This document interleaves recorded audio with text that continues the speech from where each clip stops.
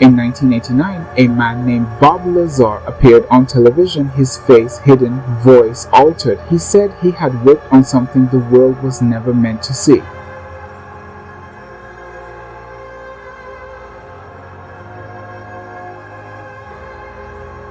His claim that deep inside Area 51 there were 9 flying discs, each powered by an unknown alien energy source. Bob wasn't a random dreamer. He had degrees in physics and worked at Los Alamos National Laboratory, the same place where the atomic bomb was developed. According to him, he was recruited to work at a highly secretive site near Area 51 called S4. Every morning, he said, a black bus with no windows would pick him up. He'd hand over his ID, pass through scanners, and ride into the Nevada desert, straight to S4, built into the side of a mountain.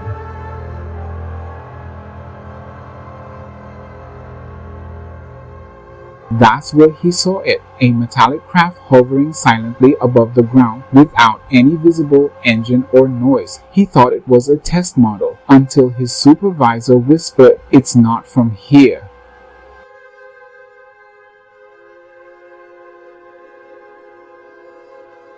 Lazar described being shown an alien reactor, a small dome that glowed when activated. It used an element he called Element 115, something not yet discovered at the time. When switched on, the reactor generated a gravity field strong enough to bend light around it, a warp bubble, as he called it. The craft could manipulate gravity, allowing it to move instantly in any direction, without wings, without fuel, and without sound. Bob said he wasn't there to build it, only to reverse engineer it. But every attempt to understand the technology failed. It wasn't based on human science. Even the metal the craft was made of seemed alive. It could reshape itself when heated and return perfectly to form. Then came the warning. One day, while attempting to look inside another section of the facility, Bob caught a glimpse of a biological entity, small, gray, humanoid, through a glass window.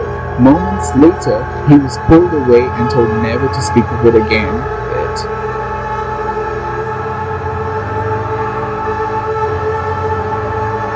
A week later, his security clearance was revoked. His records at Los Alamos disappeared. His university degrees vanished. He had been erased. When he finally went public, no one believed him. The government denied everything. There was no S4, no alien craft, no reactor.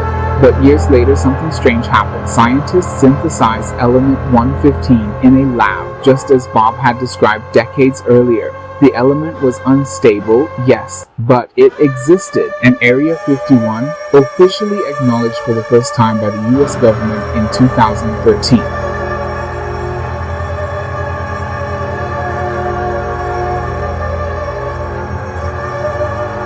Today, Bob Lazar lives quietly, avoiding the spotlight, but every once in a while, he gives an interview. His story has never changed.